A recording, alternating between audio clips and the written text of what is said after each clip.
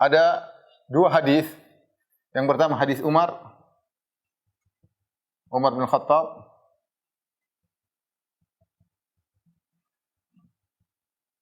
Yang kedua hadis Ibnu Abbas.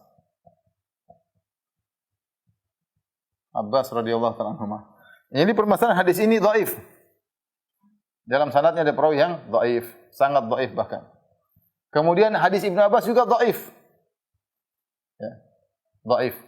Nah, menurut Ibnu Hajar rahimahullahu taala, ini dhaif tambah dhaif plus menjadi apa? Hasan li ghairihi. Jadi derajat hadis hasan li ghairi maksudnya apa? Hasan karena asalnya dhaif tapi dikuatkan dengan dhaif yang lain.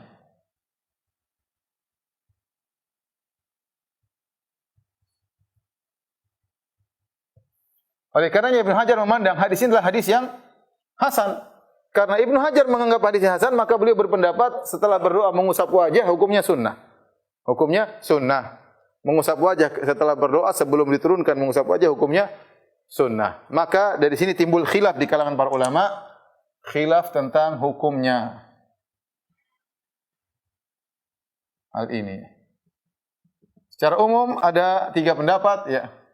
Ada yang mengatakan sunnah. Ini pendapat apa? Ibnu Hajar. Al-Asqalani. Ada yang mengatakan bid'ah. Ya. Ada yang mengatakan boleh. Ya, boleh. Ya.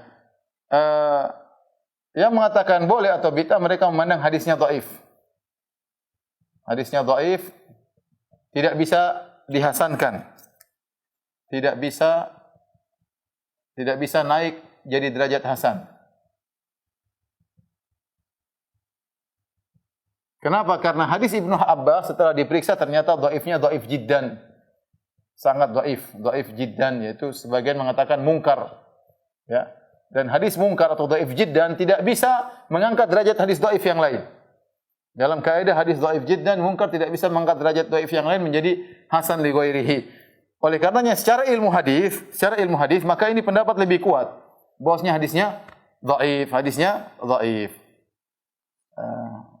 Namun pendapat dari Syekh bin Baz ya.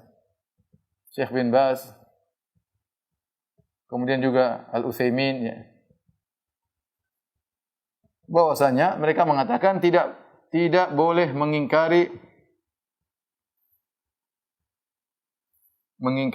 orang yang melakukannya. Apalagi sebagian ulama meriwayatkan seperti Al-Baihaqi, beliau menyebutkan ada sebagian salaf yang setelah berdoa dia mengusap kedua tangannya di wajahnya.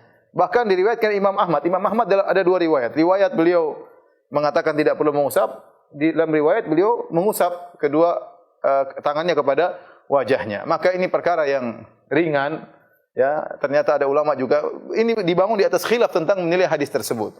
Maka jika ada saudara-saudara kita yang setelah sholat setelah berdoa kemudian dia mengusap wajahnya, maka tidak boleh kita ingkari. Ini pendapat yang lebih kuat, pendapat dari Syekh bin Baz, Syekh Utsaimin bahwasanya tidak disunnahkan, ya, tapi boleh saja dilakukan. Kalau ada yang melakukan maka tidak diingkari. Wallahu a'lam bishawab. Ya, adapun saya condong bahwasanya tidak perlu dilakukan karena itu tidak hadisnya dhaif. Tapi kalau ada yang melakukan maka tidak kita ingkari karena permasalahan khilafiyah. Di antara dalil yang menunjukkan, menguatkan bahwasanya hadisnya dhaif adalah apa? Terlalu banyak tadi sudah kita katakan hadis mutawatir bahwasanya Nabi berdoa dengan mengangkat kedua tangan. Hadisnya banyak. Namun tidak satu pun hadis yang sahih jelas Nabi mengusap kedua tangannya ke wajahnya. Seandainya setiap Nabi berdoa Nabi mengusap kedua tangannya, pasti datang dalam hadis satu yang sahih. Satu ya, apalagi hadisnya mutawatir. Pasti mungkin ada 5 hadis, 7 hadis. Karena ini perkara yang menarik perhatian. Setelah berdoa Nabi mengusap kedua. Ternyata datang dalam hadis yang dhaif, bahkan hadis yang mungkar. Ya, oleh karenanya pendapat yang lebih kuat hadis tersebut dhaif karena seandainya Nabi pernah melakukannya, setiap doa mengusap wajahnya dengan kedua tangannya pasti diriwayatkan oleh banyak sahabat dan itu tidak terjadi. Padahal itu perkara yang menarik perhatian, maka ini menunjukkan hadisnya adalah hadis yang dhaif.